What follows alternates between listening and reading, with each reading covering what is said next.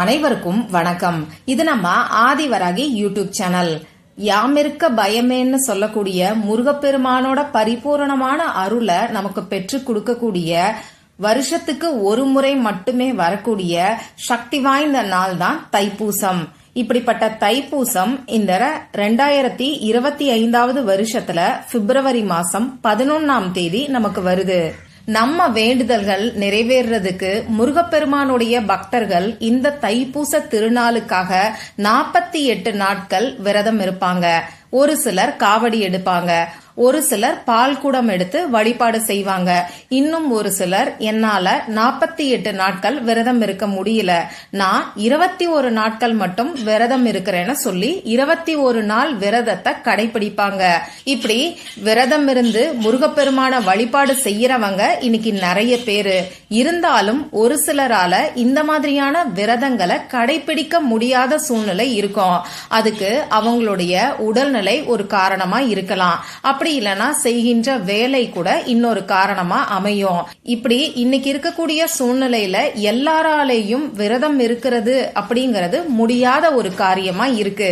இப்படிப்பட்டவங்க இந்த தைப்பூச திருநாளுக்காக முருகப்பெருமானோட பரிபூர்ணமான அருள் நமக்கு கிடைக்கிறதுக்கு இந்த 21 நாட்கள் செய்ய வேண்டியது என்னங்கறத பத்தி தான் இப்ப நான் உங்களுக்கு சொல்ல போறேன். இந்த பதிவு தைப்பூச திருநாளுக்கான பதிவு. நம்ம வாழ்க்கையில பல மாற்றங்களை ஏற்படுத்தி கொடுக்கக்கூடிய அற்புதமான ஒரு பதிவுன்னே சொல்லலாம். வாங்க, நம்ம வேண்டுதல் நிறைவேறதுக்கு இந்த 21 நாட்கள் நாம செய்ய வேண்டியது என்னன்னு இப்ப நாம தெரிஞ்சுக்கலாம். நம்ம சேனலை இப்பதான் ஃபர்ஸ்ட் டைம் பாக்குறீங்கன்னா மறக்காம சப்ஸ்கிரைப் பண்ணிக்கோங்க. பக்கத்துல இருக்கக்கூடிய பெல் ஐகானையும் பிரஸ் பண்ணிக்கிட்டீங்கன்னா அடுத்தடுத்து நான் போடக்கூடிய பதிவுகளை நீங்க மிஸ் பண்ணாம தெரிஞ்சுக்க முடியும். நாளைக்கு நமக்கு புதன்கிழமை, அதாவது ஜனவரி மாசம் 22ஆம் தேதி. நமக்கு தைப்பூசம் பிப்ரவரி மாசம் 11ஆம் தேதி வருது. 21 நாட்கள் விரதத்தை கடைபிடிக்கணும்னு நினைக்கிறவங்க நாளைய நாள்ல இருந்து ஆரம்பிங்க. இப்போ ஒரு சிலர் பாத்தீங்கன்னா ஒருவேளை பொழுது மட்டும் சாப்பிடாம இருப்பாங்க. அது காலையிலயோ நைட் டைமோ அவங்கவங்க விருப்பம். அதே மாதிரி இன்னும் ஒரு சிலர் பாத்தீங்கன்னா இரவு நேர சாப்பாட தவிர்த்துட்டு அதுக்கு பதிலா பால் பழம் சாப்பிட்டு விரதம் இருக்கிறவங்களும் இருக்கதான் செய்யறாங்க. இது எல்லாம் நம்ம உடல்நிலையையும் நம்ம சூழ்நிலையையும் பொறுத்தது. இப்ப இந்த மாதிரி விரதம் இருக்க முடியாதவங்க வேண்டுதல் நிறைவேறதுக்கு நாளையில இருந்து ஆரம்பிச்சு 21 நாட்கள் தொடர்ந்து செய்ய வேண்டிய சக்தி வாய்ந்த ஒரு வழிபாடு பத்தி தான் இப்ப நான் உங்களுக்கு சொல்ல போறேன். முருகப்பெருமானோட பரிபூர்ணமான அருளை நமக்கு பெற்று கொடுக்கக்கூடிய அற்புதமான வழிபாடுன்னே சொல்லலாம். இந்த வழிபாட நீங்க உங்க வீட்ல பூஜை அறையில இருந்து செஞ்சா போதுமானது. அதே மாதிரி இந்த 21 நாட்கள் உங்களால முடியும்னா உங்க வீட்டுக்கு பக்கத்துல இருக்கக்கூடிய முருகன் கோவிலுக்கு போய் அது காலை நேரமோ சாயங்கால நேரமோ முருகப்பெருமான தரிசனம் செஞ்சு உங்க வேண்டுதலை சொல்லி மனசுரிய பிரார்த்தனை செஞ்சுக்கிட்டு வந்தாலும் நிச்சயமா உங்க வேண்டுதல் நிறைவேறும். தொடர்ந்து 21 நாட்களுக்கும் கோவிலுக்கு போகணுமான்னு கேட்டீங்கன்னா தொடர்ந்து இந்த 21 நாட்களும் கோவிலுக்கு போறது நல்லது. உங்களால முடியலன்னா எப்பெல்லாம் உங்களால இந்த 21 நாட்கள்ல கோவிலுக்கு போக முடியுமோ அந்த நாட்கள்ல கோவிலுக்கு போய் வழிபாடு செய்யறதுக்கு பாருங்க. நிச்சயமா அந்த முருகப்பெருமானோட பரிபூரணமான அருளால உங்க வேண்டுதல் கூடிய சீக்கிரத்திலேயே நிறைவேறும். சரி, இப்ப நம்ம வீட்ல இந்த 21 நாட்களும் பூஜை அறையில செய்ய வேண்டிய வழிபாடு என்னன்னு நான் உங்களுக்கு சொல்றேன்.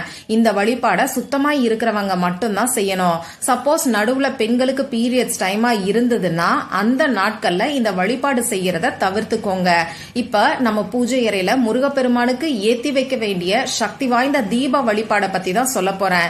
இந்த தீபத்தை ஒன்னு காலை நேரத்துல ஏத்தி வைங்க, அப்படி இல்லைன்னா சாயங்கால நேரத்துல ஏத்தி வைங்க.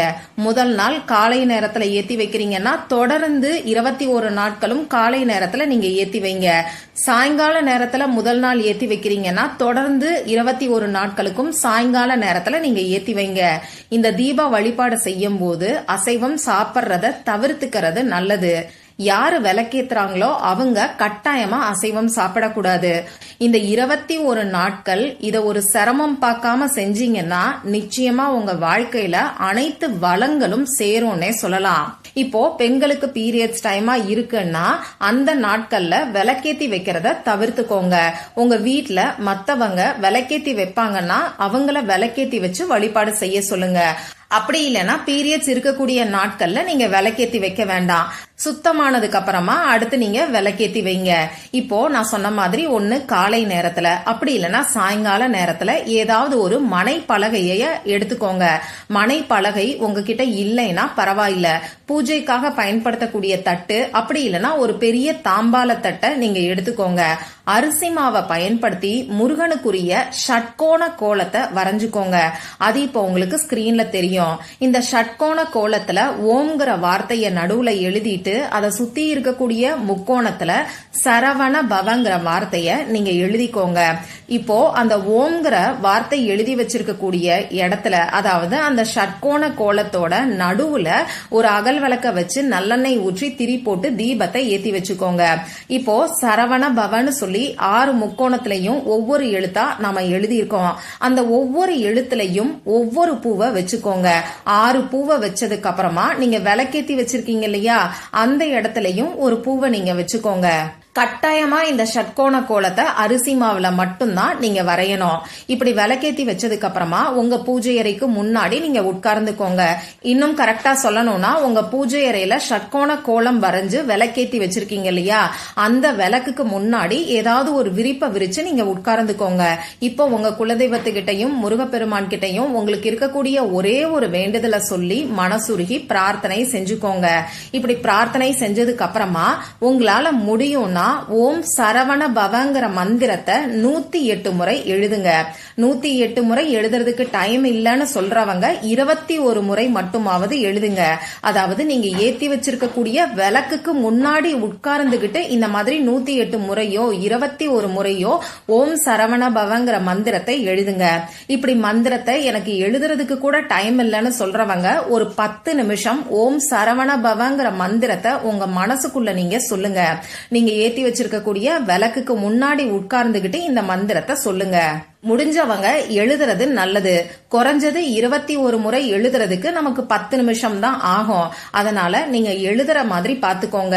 உங்க வேண்டுதல் நிறைவேறணும்னு சொல்லி முருகப்பெருமான் கிட்ட பிரார்த்தனை செஞ்சுக்கிட்டு ஓம் சரவண பவங்கிற மந்திரத்தை குறைஞ்சது தினமும் 21 முறை எழுதுங்க.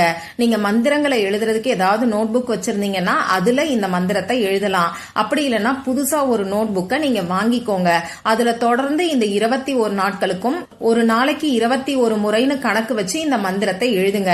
பீரியட்ஸ் டைம்ல விளக்கும் ஏத்த வேண்டாம், இந்த மந்திரத்தையும் நீங்க எழுத வேண்டாம். மத்தவங்க விளக்கேத்துறாங்கன்னா விளக்கு மட்டும் ஏத்தி வைக்க சொல்லுங்க. இந்த மந்திரத்தை நீங்க சுத்தமானதுக்கு அப்புறம் கண்டினியூ பண்ணாலே போதுமானது. இப்போ 2வது நாளும் இதே மாதிரி இந்த வழிபாடை நீங்க செய்யுங்க. 2வது நாள் இந்த வழிபாடை செய்யறதுக்கு முன்னாடி நீங்க ஏற்கனவே முதல் நாள் போட்டு வச்சிருந்த அந்த ஷட்கோண கோலத்துல இருக்கக்கூடிய அரிசி மாவை எடுத்து எறும்புகளுக்கு உணவா வச்சிருங்க. அந்த அகல் விளக்க சுத்தம் பண்ணிட்டு திரும்பியும் ஃப்ரெஷ்ஷா ஷட்கோண கோலம் வரைஞ்சு திரும்பியும் அந்த அகல் விளக்குக்கு மஞ்சள் குங்குமம் போட்டு வச்சு நல்லெண்ணெய் ஊற்றி திரி போட்டு தீபத்தை ஏத்தி வைங்க.